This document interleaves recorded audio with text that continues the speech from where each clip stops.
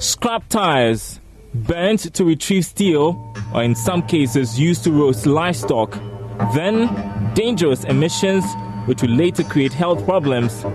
There are millions of such scrap tires across the country, not used for any purpose. And those that are burned become breeding places for thousands of mosquitoes.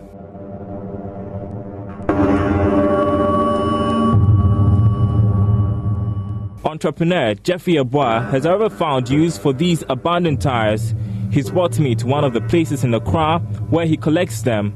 Tires which would eventually be turned into beautiful furniture pieces. At his workshop in Medina, a suburb of Accra, Jeffrey gets to work.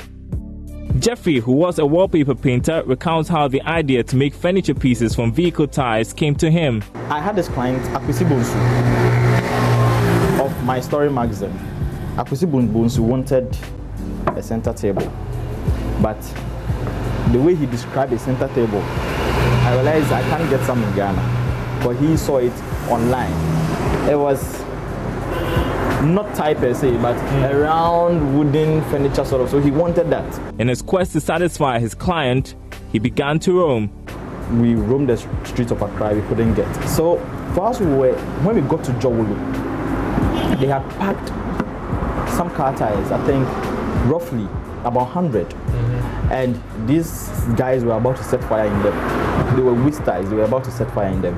Some were big, different sizes. So we drove past, and then I was like, Akwesi, do you know we can make tables out of these car tires? Then he laughed. I also laughed. By then, honestly, genuinely, I had no idea of what I was talking about. At first, it sounded like a joke, but Jeffrey would give it a try anyway. Today, Jeffrey is making a coffee table using a recycled tire, plywood, and colored ropes sourced locally to produce his designs. Some of his furniture pieces come with a bit of African fabric. Typically, how long does it take to finish something like this? Something like this tie is small, and then small, less like a side table. It would take me roughly 3 to 4 hours. That's with enough concentration. 3 to 4 hours to finish weaving completely. You get it? You see, it's just like this. Oh, it's just a tie and ropes, but the color variations, the design, I have to think, I have to measure, I have to know where to put this, where not to put it, because if I should start this thing here, I'm going to get a whole mistake altogether. It will be nice to you, but it's the mistake of it. In the last 2 years, the university student has sold hundreds of pieces of furniture costing between 150 Ghana cedis and 1,200 Ghana cedis.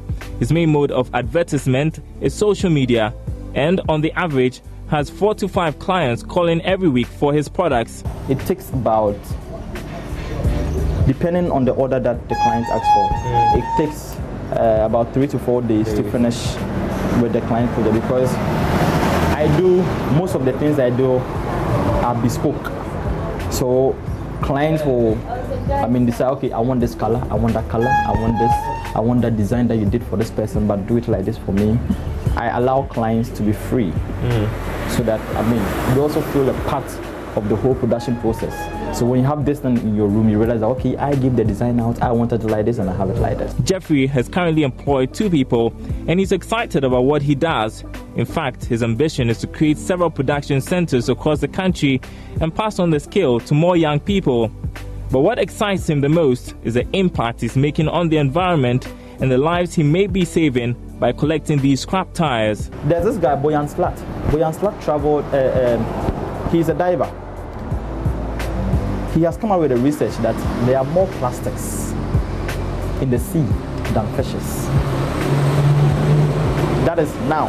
So imagine what we will face as time goes on. This plastic tie forms a part of them in the seas. So we have a massive problem with car tires. Because of their shape and sizes, it's very difficult to dispose. The only thing you can do is to throw them in the seas or bend them. And all this have their own problems, carcinogenic problem that they pose. Well, this is not just a Ghana problem. According to The Guardian, every day 100,000 tires are taken off cars vans, trucks, buses, and bicycles. It is estimated that there are now more than 200 million lying around.